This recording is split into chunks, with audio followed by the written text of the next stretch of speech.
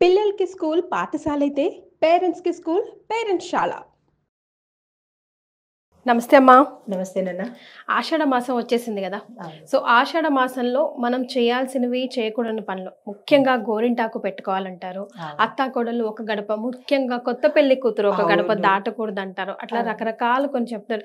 నోములు, వ్రతాలు ఏవైనా కొత్తగా ప్రారంభించే ఇప్పుడు చేయకూడదంటారు.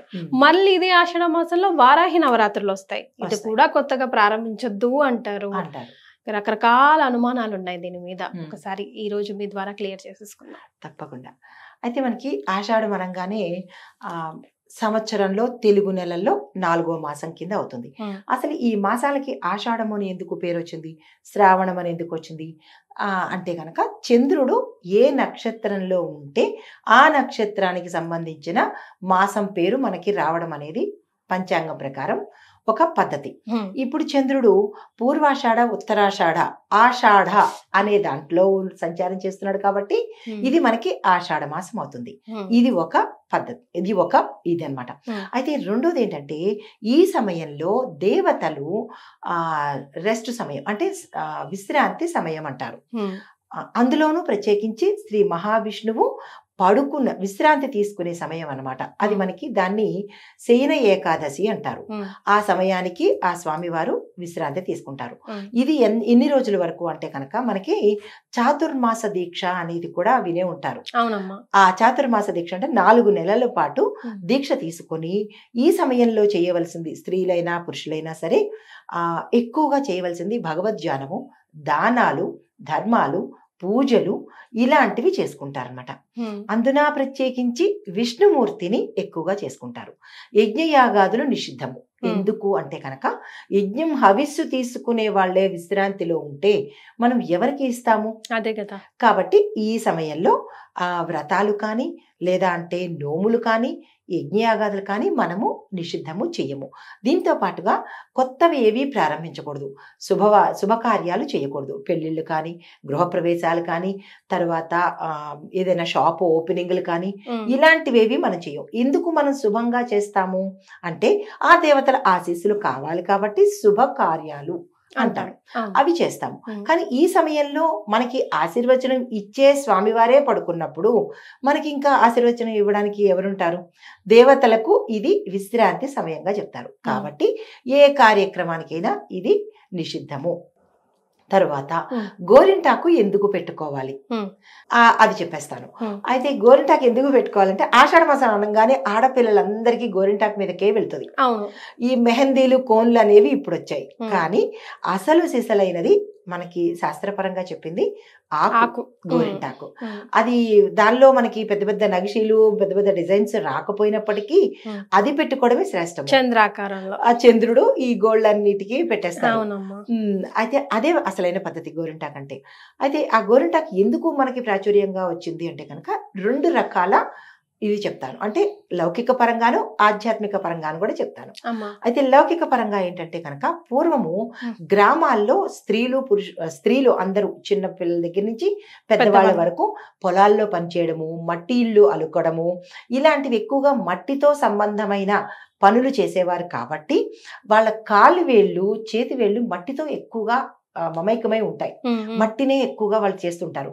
ఆ మట్టిలో క్రిమికీటకాలు గోళ్ల ద్వారా లోపలికి వెళ్ళి పాపం స్త్రీలకు ఇబ్బంది కలిగేది. ఈ ఆకు ఆయుర్వేద పరంగా ఔషధపరమైంది కాబట్టి ఇది కనుక పెట్టుకుంటే గోళ్ళు పాడవకుండాను, పాదాలు పాడవకుండా ఉంటాయి అని అప్పట్లో ఇంత పరిజ్ఞానం లేదు వాళ్ళకి. ఇది పెట్టుకోగానే వాళ్ళకి అవి ఉపశమనం అయ్యేవి. ఇప్పటికీ కూడా కొంతమంది పెద్దవాళ్ళు చూస్తుంటాం, ఆకు నూరి కాళ్ళకి అదిను, చేతులకు అది పెట్టుకుంటా, ఏమంటే వేడంతా పోతుంది అని. దాంట్లో అరికాల్లో కూడా వేస్తారు. మనకి అన్ని బాడీకి అంతటికి అరికాలు స్విచ్ బోర్డు. ఏ పార్ట్కైనా సరే మీరు చూసే ఉంటారు. ఒక్కసారి అరికాలు కనుక చూస్తే మన శరీరంలో ఉన్న భాగాలన్నీ అరిపాదంలో ఉంటాయన్నమాట. దాన్ని దాన్ని కనుక మనం చాలా ప్రొటెక్టివ్ గా చూసుకోకపోతే కనుక కొంచెం కొంచెం ఇబ్బందులు వస్తాయి. కొన్ని గ్రహాలతో కూడా పోలుస్తారు కదమ్మా, అంటే కాళ్ళు ఎక్కువగా పగిలితే రాహు కేతో బాగోకపోతే పగులుతాయి అంటారు. అది డివోషన్ అంటే ఆస్ట్రాలజీ పరంగా. కానీ మనకి ఉన్న ప్రదేశాన్ని బట్టి కూడా అంటే కొన్ని చవిటి నేలలు కానీ కొన్ని రాతి అంటే టైల్స్ ఉంటాయి కదా, వాటి వల్ల కూడా కాళ్ళు ఎక్కువగా పగిలే అవకాశం ఉంటుంది. అయితే ఇక్కడ గోరింటాకు సంగతికి వచ్చేస్తే కనుక ఇలాగ పూర్వం ఆడవాళ్ళు ఇలా పెట్టుకునేవారు అనమాట. ఆ పెట్టుకుని కన్ని పిల్లలు కూడా పెట్టుకుని సరదా చేసేవాళ్ళు, అట్లా ఆట పట్టించేవాళ్ళు. చిన్న 16 ఏళ్ళు 18 ఏళ్ల పిల్లలకి గోరింటాకు పెట్టేటప్పుడు ఈ నాన్నమ్మలు కానీ చుట్టుపక్కల బామ్మలు కానీ ఎర్రని మొగుడు వస్తాడు, ఎర్రని మొగుడు కాదు మంచి మొగుడు అందగాడు వస్తాడని ఆ పండిన విధానాన్ని బట్టి దానికి గోరింటాకు సినిమాలో కూడా పాట కూడా ఉందన్నమాట. అప్పుడు చూసుకునే వాళ్ళు ఇంత చక్కగా పండింది, నాకు ఇలాంటి వాడు వస్తాడేమో అని ఆడపిల్లల తనలో తనే మురిసిపోయేవాళ్ళు. అంటే అప్పుడు పెళ్లి అనంగా ఒక సిగ్గు ఉండేది, పెళ్లి అంటే ఒక ముచ్చట ఉండేది, ఎంత తొందరగా వస్తాడా అని కలలు కనడాలు ఉండేవి. ఆ ఫ్లేవరే చాలా డిఫరెంట్ గా ఉండేది. ఇప్పుడు అన్ని బహిర్గతం అయిపోగానే ఈ పెళ్లిళ్ళు అనగానే ఒక రకమైన అడ్వర్షన్ వచ్చేసింది పిల్లల్లో. ఎందుకంటే అన్ని తెలిసిపోయి నీకు పెళ్లి అవసరమా, అవసరం లేదు, ఆ స్వీట్నెస్ పోయింది. అది తర్వాత చెప్తాను. అయితే ఇక్కడ ఈ గోరింటాకు పెట్టడం వల్ల ఆయుర్వేద పరంగా ఆ స్త్రీలు ఆరోగ్యంగా ఉంటారు అని అక్కడి నుంచి మనము పెట్టుకున్నాము. ఈ ఆడపిల్లల్లో కూడా రాబోయే భర్త ఇందులో తెలుస్తారా అంటే చూచాయిగా తెలుస్తారు. ఎట్లా? పండిన విధానాన్ని బట్టి చూచాయిగా తెలుస్తారనమాట. అయితే ఇది ఒక సరదాయన ముచ్చట. అది ఇప్పుడు మనకి ఆషాఢ మాసం నుంచి పెట్టుకోవడం మొదలైంది. ఇంకొకటి ఆషాఢ మాసంలోనే ఎందుకు పెట్టుకోవాలి అంటే ఆషాఢ మాసం అనేది సంధికాలము, ఇటు వేసవి కాలం వెళ్ళిపోతూ వర్షాకాలం మొదలవుతూ అంటే జూన్కి జూలైకి మధ్యలో వచ్చేది ఆషాఢ మాసం. ఈ మాసం రెండిటికి సంధికాలం కాబట్టి ఎక్కువగా వైరస్లు రావడం కానీ లేదంటే జలుబు దగ్గులు అంటే ఈ అంటే కొత్త వాటర్ కూడా వాటరు దానిలో కెమికల్స్ యాడ్ అవ్వడము, కొంచెం బ్యాక్టీరియా ఉండడము, వీటన్నిటికీ రెమెడీగా మనం గోరింటాకు పెట్టుకుంటాము. అంటే ఒక్కసారి పెట్టుకుంటే ఇవన్నీ తగ్గిపోతాయా అని కూడా ప్రేక్షకులు కొన్ని క్వశ్చన్స్ కొంటిగా వేస్తుంటారు, కామెంట్స్ కూడా పెడుతుంటారు. ఒకసారి పెట్టుకుంటే పోతుంది అని కాదు, మామూలు గోరింటాకు కనుక పెట్టుకుంటే మనకి 15 రోజుల పాటు ఉంటుంది. ఈ కోన్స్ కాకుండా మళ్ళా రెండోసారి అంటే ఈ ఆషాఢ మాసం అంతా మన చేతులు కాళ్ళు ఎర్రగా ఉండాలి అన్న సదుద్దేశంతో చెప్పారు. అంటే మెడికల్ పరంగా. మామూలుగా ఆధ్యాత్మిక పరంగా ఏంటి అంటే కనుక ఇలా పెట్టుకున్న ఆడవాళ్ళకి చిన్నపిల్లలకైతే పెళ్లిళ్ళు మనం శ్రావణ మాసంలో చూస్తాము. మంచి భర్త రావడానికి, మంచి కుటుంబంలోకి వెళ్ళడానికి అంటే ఇది మనకి లలిత అమ్మవారు ప్రసాదించింది ఈ సంప్రదాయము పురాణాల ప్రకారంగా. అంటే ఇలాగ పెట్టుకున్న స్త్రీలకు మంచి భర్త వస్తాడు అని. అంటే యాక్చువల్గా మంచి భర్త రావాలి అంటే నుదుటను ఉండాలి, ఎలాంటి భర్త రావాలి అనేది. కానీ ఇలా పాటించడం వల్ల అసలు సిసలైన ఆడతనం ఉంటుంది అని ఒక ఆధ్యాత్మిక అంశం అనమాట. ఇది పెట్టుకోవడం ఒక పద్ధతి. అయితే ఇప్పుడు మనం కోన్లు పెట్టుకోవడం వల్ల రకరకాల వ్యాధులు కూడా వస్తున్నాయి, వైరస్లు కూడా వస్తున్నాయి, చేతులు కాళ్ళు కూడా పాడైపోతున్నాయి. సజెస్టబుల్ ఏంటంటే ఆకుని పెట్టుకోవడమే పద్ధతి అనేది. అయితే ఇది గోరింటాకు సంబంధించిన అంశము. మరి అత్తాకోడళ్ళు ఒక గడప దాటకూడదు అనే దాని గురించి కూడా చెప్పుకుందాము. అయితే అత్తాకోడళ్ళు ఎందుకు దాటకూడదు అంటే కనుక ఈ సమయంలో కొత్త కోడలు గర్భం దాలిస్తే మళ్ళా 10 నెలలలో 9 నెలలో కనుక లెక్క వేసుకుంటే మనకి ఎర్రని ఎండాకాలం వస్తుంది, గ్రీష్మ ఋతువులో వస్తుంది. ఆ గ్రీష్మ ఋతువులో ప్రసవించడానికి ఈ పిల్లకి ఇబ్బంది అవుతుంది. ఇది ఒక ఆచారం సంప్రదాయమే కానీ ఇది మనకి శాస్త్రంలో ఎక్కడ చెప్పబడింది లేదు. ఇది ఒక నమ్మకం అంతే. అది ఇలాగ పెద్దవాళ్ళు పెట్టిన ఆచారం అనమాట. ఆ సమయంలో బిడ్డని ప్రసవించడం ఈ పిల్లకి కష్టమవుతుంది అనేది ఒక అంశమైతే, ఈ ఆషాఢ మాసంలో దేవతల యొక్క ఆశీస్సులు ఈ సమయంలో దొరకవు కాబట్టి భార్యాభర్తలు ఇద్దరూ కలిస్తే పుట్టే సంతానము రాక్షసులుగా పుట్టేందుకు అవకాశాలు ఉంటాయి కాబట్టి ఈ సమయంలో ఈ జోలికి వెళ్ళొద్దు అని భార్యాభర్తల్ని విడదీస్తారు, వేరువేరేగా ఉంచుతారు. ఇది ఆధ్యాత్మిక పరంగా. ఇంకా లౌకిక పరంగా ఏంటి అంటే కనుక కొత్త కోడలు అంటే 2 నెలల క్రితము పెళ్ళయ్యి అత్తవారింట్లోకి అడుగుపెట్టి ఆషాఢ మాసం రాగానే ఈ పిల్లని పంపించేయాలని ఏర్పాట్లు చేస్తూ ఉంటారు. ఇక్కడ తల్లి కూడా ఏమవుతుంది, అయ్యే ఇన్నవాళ్ళు నా దగ్గర ఉన్న పిల్ల అక్కడికి వెళ్ళింది అని కొంత వ్యాకులతతో ఉంటుంది, బాధతో ఉంటుంది. అక్కడ అత్తగారు సంతోషిస్తూ ఉంటుంది, నా ఇంటికి కొత్త కోడలు వచ్చింది, చాలా ఇల్లు అంగరంగ వైభవంగా ఉంటుంది అక్కడ. ఇక్కడ బాధతో ఉంటుంది, అక్కడ సంతోషంతో ఉంటుంది. అయితే ఆ సమయంలో తల్లి దగ్గరికి పంపించేది ఎందుకు అంటే కనుక, అత్తతో ఎలా మసలాలి, ఆడబిడ్డలతో ఎలా మసలుకోవాలి, పెళ్ళైన భర్తతో ఎలా మసలుకోవాలి, ఇలాంటివన్నీ తల్లి చెప్పి పంపిస్తుంది. పెళ్లి రీక్యాప్ లాగా అనమాట. పెళ్లి సమయంలో అంతా హడావుడైపోతుంది కాబట్టి అప్పుడు చెప్పే సందర్భం ఉండదు. కాబట్టి ఈ ఆషాఢ మాసంలో కనుక ఆ పుట్టింటికి పంపిస్తే అన్నీ చెప్పి పంపిస్తుంది అని ఒక అంశము.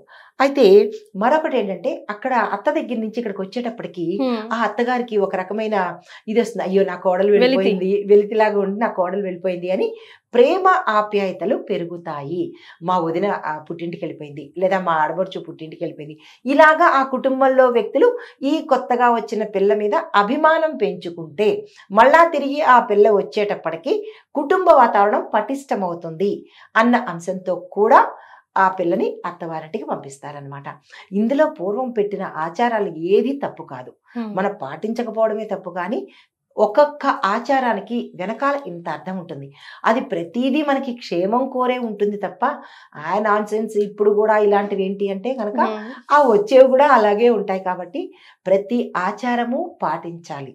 ఎస్, ఇప్పుడు అంటే వారాహి నవరాత్రులు ఆషాఢంలో ఎక్కువగా చేసుకుంటాం. అలాగే ఎక్కువ శాతం మనం పోలేరమ్మకు, లేకపోతే ఇప్పుడు బోనాలు పండుగ అంతా కూడా ఈ టైంలోనే ఎక్కువగా చేస్తూ ఉంటాం. కాబట్టి కొత్తగా వారాహి నవరాత్రులు నేను చేసుకోవాలనుకుంటున్నానమ్మా, ఇప్పుడు మొదలు పెట్టొచ్చా అని అడిగే వాళ్ళకి ఏం చెప్తారు? తప్పకుండా మొదలు పెట్టచ్చు. మనకి ఆల్రెడీ మొదలైపోయి 2 రోజులు ఎంతో అయ్యింది. అయితే ఇప్పటికీ తప్పులేదు. అంటే ఆషాఢంలో మొదలు పెట్టకూడదు అంటారు కదా, కావాలంటే సంవత్సరంలో ఎప్పుడైనా మొదలు పెట్టి ఆషాఢంలో కంటిన్యూ చేసుకోండి వచ్చే సంవత్సరం. కానీ కొత్తగా ఇప్పుడే నేను పట్టుకుంటున్నాను అంటే ఆషాఢ మాసంలో కుదరదు అంటారు కదమ్మా. వ్రతంగా చేయొద్దు, అమ్మవారిని ఆరాధించుకోండి, జస్ట్ పూజ చేసుకోండి. నార్మల్ గా వ్రతము అంటే మనకు కొన్ని సంవత్సరాలు చెయ్యాలి అనేది ఉంటుంది, నియమం ఉంటుంది. 2 సంవత్సరాల 3 సంవత్సరాల 5 సంవత్సరాల నియమం ఉంటుంది.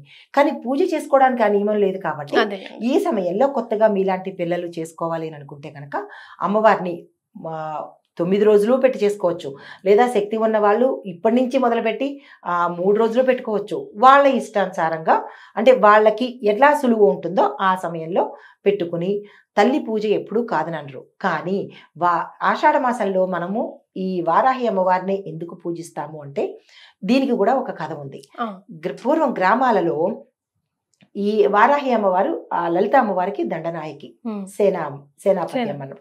అయితే దేవతల కన్నా ఈ గ్రామ దేవతలకే పట్టు ఎక్కువ ఉంటుంది. గ్రామాలలో ఈ సమయంలో, అంటే ఈ ఆషాఢ మాసంలో అమ్మవార్లు వస్తూ ఉంటారంటారు. అంటే చిన్న చిన్న స్మాల్ పాక్స్, చికెన్ పాక్స్ ఇట్లాంటివి ఎక్కువగా వైరస్లు వస్తూ ఉండేవి. అప్పుడు ఏం చేసేవారంటే ఈ గ్రామ దేవతల్ని ఈ ప్రతి గ్రామస్తులు వెళ్ళి పూజ చేసుకుని ఆ తల్లికి ఇష్టమైన పదార్థాలను నైవేద్యంగా పెట్టేవారు. దాన్ని భోజనము అంటాము. ఆ భోజనం కాలక్రమేణా బోనంగా తయారైంది. పలకడము, భోజనము ప్రకృతి, బోనం వికృతి. మనకి తెలుగులో ప్రకృతి వికృతులు ఉంటాయి కదా.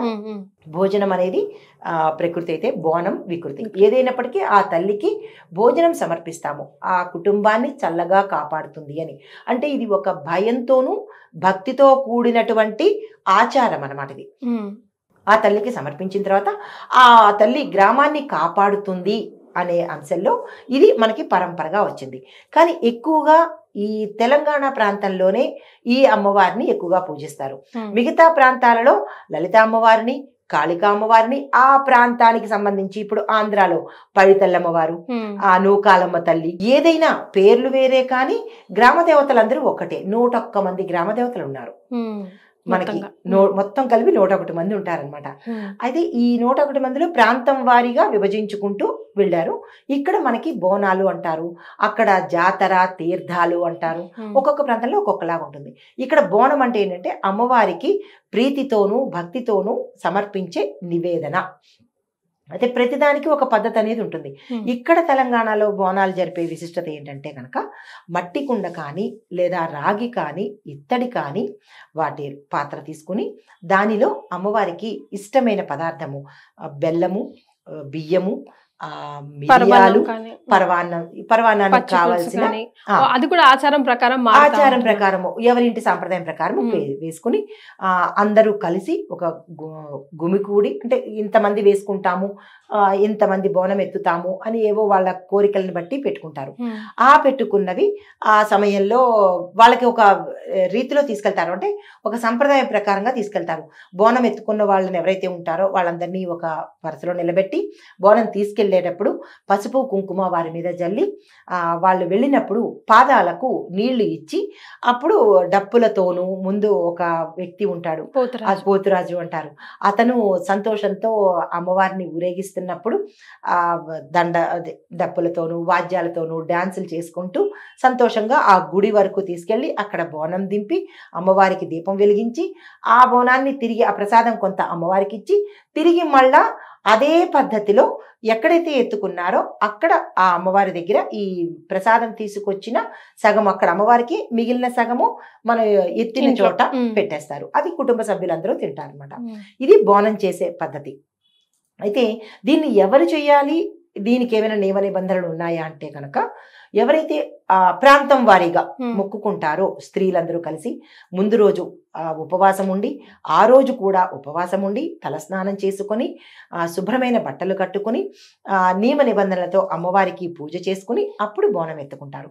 మళ్ళీ ఆ రోజంతా ఏమీ తినకుండా పళ్ళు పలారాలు తినుకుని తెల్లవారి అప్పుడు వాళ్ళు నిత్యకూర్చ పద్ధతిలో భోజనం అది చేస్తారనమాట. ఉమ్. చేసేవాళ్ళు నియమనిష్టలతో ఉండాలి.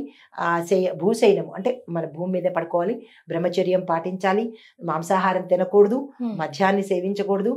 ఇవాళ రేపు కొంతమంది ఉంటారు, కొంతమందికి అలవాట్లు కూడా ఉంటాయి, స్త్రీలకు కూడా తాగే అలవాట్లు ఉంటున్నాయి. కాబట్టి ఈ సమయంలో అటువంటివి ఏవైనా ఉంటే కనుక అమ్మవారికి ఇష్టం లేనివి ఈ నిషిద్ధం అనమాట. ఈ నియమ నిబంధనలతో చేస్తే కనుక అమ్మవారు అనుగ్రహిస్తుంది. ఏ మాత్రం తేడా చేసినా ఎంత అనుగ్రహం ఉంటుందో అంత ఆగ్రహం కూడా ఉంటుంది ఆ తల్లికి. మరే అదనమాట. అనేక విషయాలు తెలుసుకున్నామమ్మా. అసలు ఈ వీడియోలో ఆషాఢానికి సంబంధించి మెహందీ గోరింటాకు ఎందుకు పెట్టుకోవాలి, వారాహి నవరాత్రులు ఎప్పుడు ఎవరు చేసుకోవాలి, అండ్ బోనం విశిష్టత గురించి అనేక విషయాలు ఈ వీడియో ద్వారా తెలుసుకున్నాం. ధన్యవాదాలు. నమస్తే నాన్న.